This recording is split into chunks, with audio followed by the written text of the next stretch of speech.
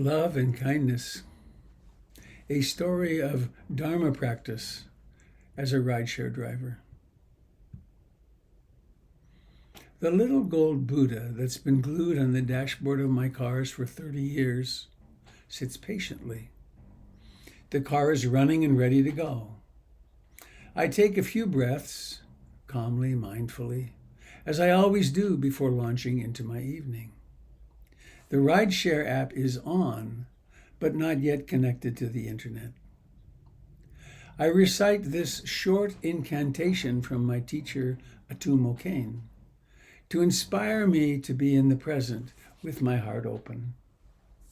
Deeply rooted in this living present moment, perceiving with clear, open, spacious awareness.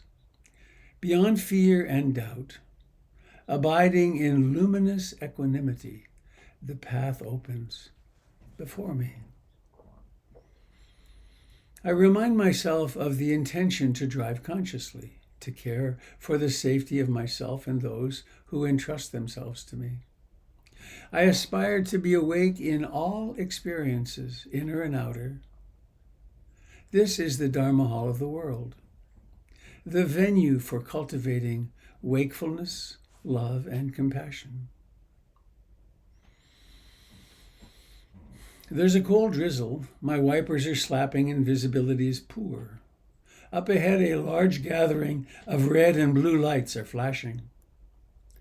As I get closer, I see there are 3 or 4 fire trucks, 2 police cars, and an ambulance blocking the freeway on-ramp. Driving slowly by, I see a team of EMTs huddled around a form under blankets about 10 feet from the curb. My mind makes sense of it. Someone hit by a car. Oh my, that looks bad, I say to my passenger. Tears well into my eyes, sadness. That could so easily be me or a loved one. In the deep sub-basements of interbeing, of course, it is me. I can't help. I can only witness. I can only feel love and compassion. His hair is disheveled. He's dirty. He sits slouched under a wet white blanket in the late evening drizzle. He works very carefully with a black marker on a cardboard sign. Since my father died, I've lost my house. I don't have a place to live. I'm hungry. Can you help me buy gas for my heater? I saw him as I drove into the Taco Bell parking lot and knew immediately that I would offer him dinner. As I walked toward him, I experienced a quiet joy and contentment. The Buddhists translate the Pali word metta into more than just love, but something that includes kindness and compassionate action.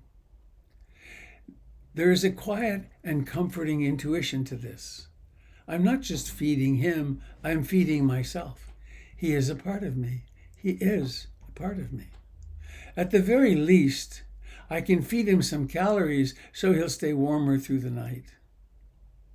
The moment reminds me of my pre-dawn practice of feeding the crows and the many small birds before my morning meditation. They are also me. He called me sir when I asked him what he would like from Taco Bell. I gave him the enchilada, ice cream, and drink he asked for and walked to my car. As I opened the door, my heart suddenly knew I wanted to offer more. I drove to a local 7-Eleven, which had an ATM machine. A Cadbury's chocolate bar and a bit of cash made the interaction complete for me. He now had some food for inner heat and a bit of fuel for his stove. God bless you, sir, he said as I turned to my car. I felt truly blessed. I could be present for this suffering and kind. The man's voice on the phone was wispy and shaky. He told me that he and his wife, who was in a wheelchair, were just inside the emergency room door at Meridian Park Hospital. I reassured him that I was only a few minutes away and that I would be glad to help. I wondered what life would offer at the hospital. This mind remembered that 25 years ago, when I ruptured my right quadriceps tendon in Goat Rock's Wilderness in Washington. A brave young man rappelled down to me from a Black Hawk helicopter. He splinted my leg and put in an IV, and in minutes a cable pulled me to safety. With the door open, we flew within a few yards of a glacier on Mount Rainier on the way to Madigan Hospital. Rescued. Safe. A short piece I wrote at that time was titled "Fortune Changes Like the Swish of a Horse's Tail," using the Buddha's description of the utter unpredictability of life. John and Ellen, not their real names, their fortunes had changed as they had come urgently by ambulance. Something about an infection, but she didn't need to be kept overnight. It was very difficult getting her into the car. John is kind of frail, and I'm not as strong as I once was. On the brief drive to their home, we got stopped for a long time by a freight train. I learned his story from chaplain in the military to a psychotherapist for his life career. When he had applied for a psychotherapy training program, he'd been told, "Go do a year of your own therapy first and then try again."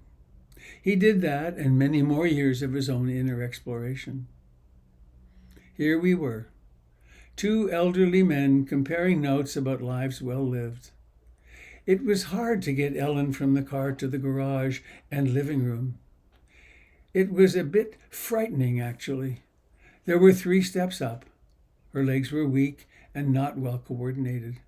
John could not have done this by himself.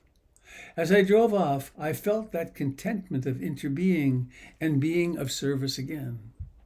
Once again, love had arisen and, faced with suffering, converted to compassion and kindness. 3 encounters in one shift. The person under blankets on the freeway on-ramp, I could only witness, I could only feel. Tears and sadness and the recognition, perhaps that is me. The man on the corner, I could help.